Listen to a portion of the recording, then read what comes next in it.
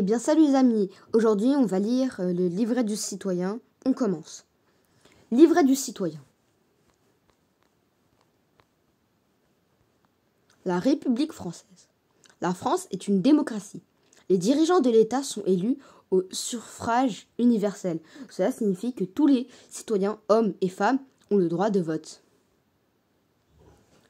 Principes de la République sont une conquête de l'histoire.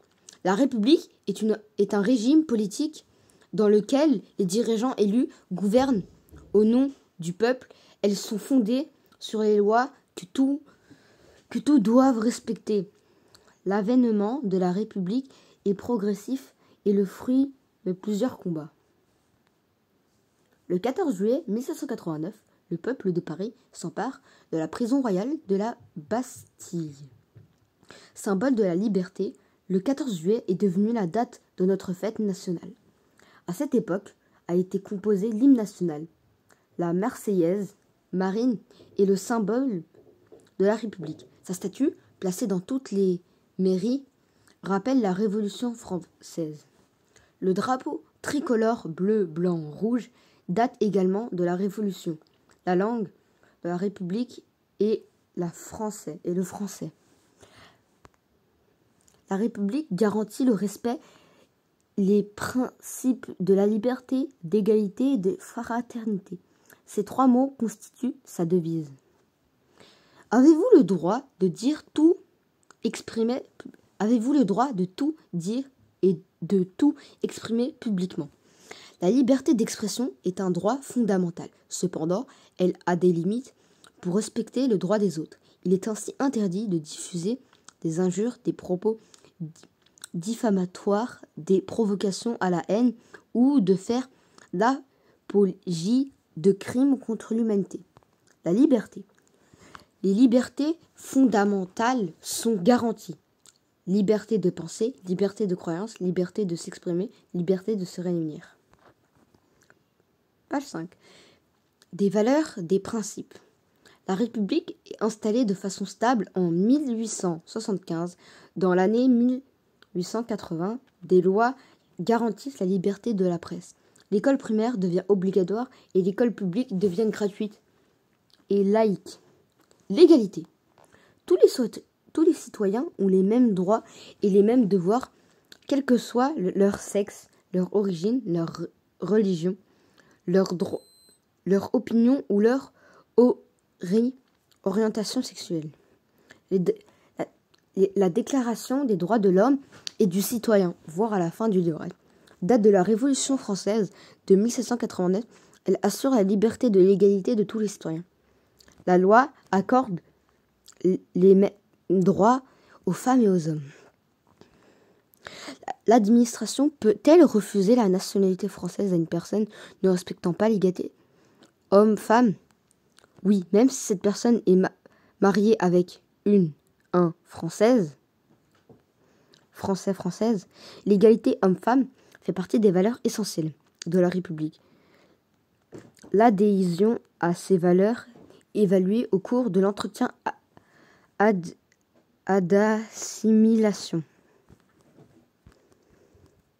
La République française, la fraternité. La France est fondée sur la volonté de vivre ensemble des citoyens français. Cette volonté se traduit par la solidarité entre les citoyens. Depuis 1945, le système de sécurité sociale finance par les entreprises et tous ceux qui travaillent en France et l'application. Un employé ne peut refuser d'embaucher un salarié en raison de ses origines, de son apparence, à une ethnie ou une religion ou de son sexe. Désolé. Toute décision, embauche, promotion, etc. de l'employé doit être fondée sur les raisons professionnelles et non personnelles. Traiter moins favorablement quelqu'un en raison de ses origines, de sa religion ou de son sexe est une discrimination. La France condamne les discriminations, c'est-à-dire toutes les pratiques qui défavorisent une personne ou un groupe par rapport aux autres, Le racisme est un délit. Des principes. La laïcité. La laïcité, un principe fondamental de la République. Elle signifie deux choses. L'État est neutre envers les religions. Elle n'aide aucune religion. La religion relève de la vie privée de chacun. L'État garantit la liberté religieuse. Chacun est libre de croire ou de ne pas croire et d'adopter la religion qu'il souhaite.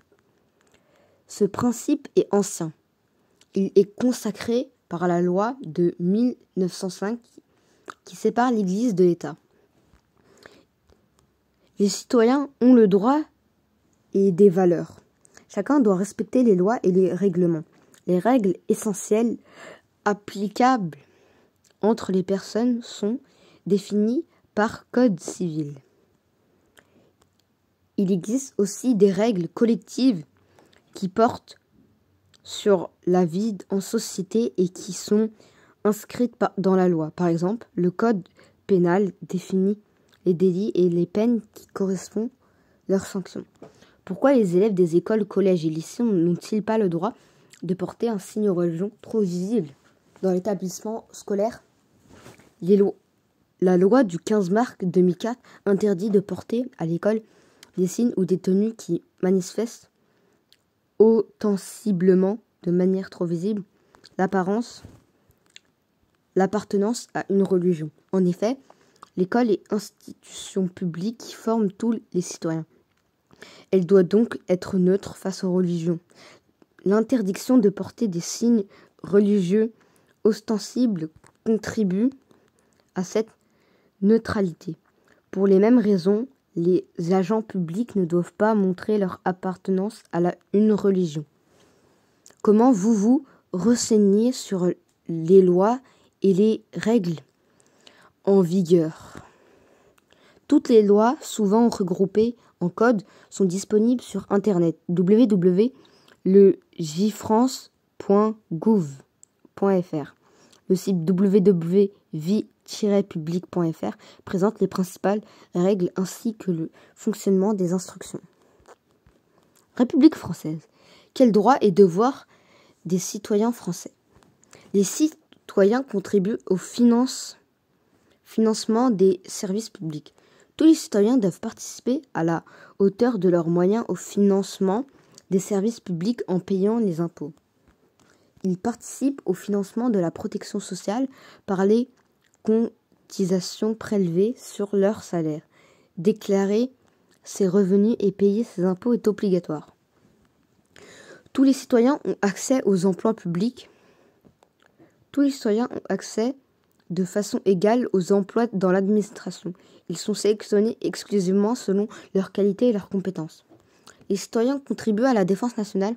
En cas de guerre, tous les citoyens peuvent être appelés dans l'armée à participer à la défense du pays. À partir de 16 ans, les Français et les Françaises doivent faire recense à la mairie pour participer à la journée de défense et citoyens.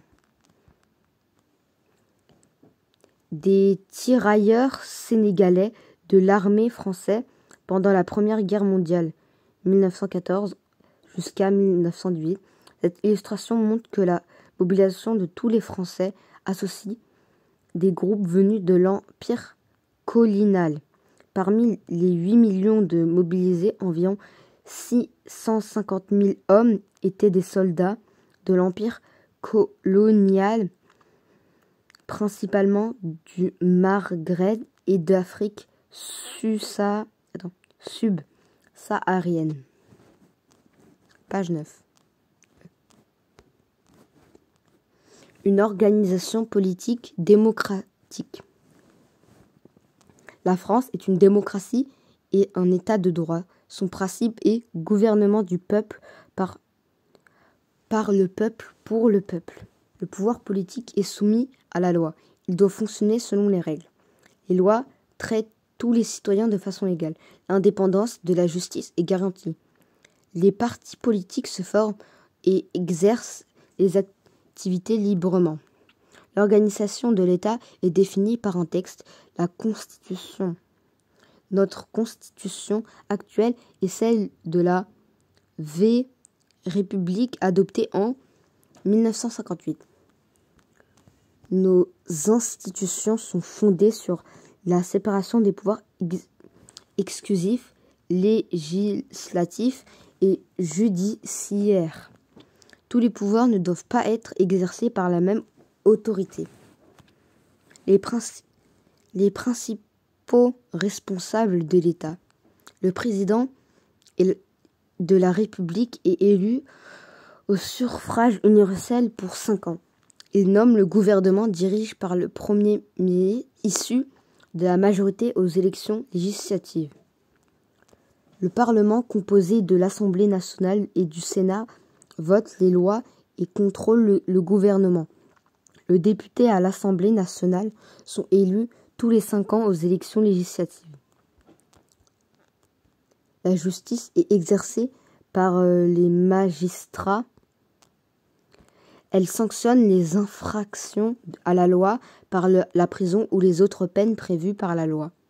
Elle règle les litiges entre les particuliers ou les entreprises et entre les citoyens et l'administration.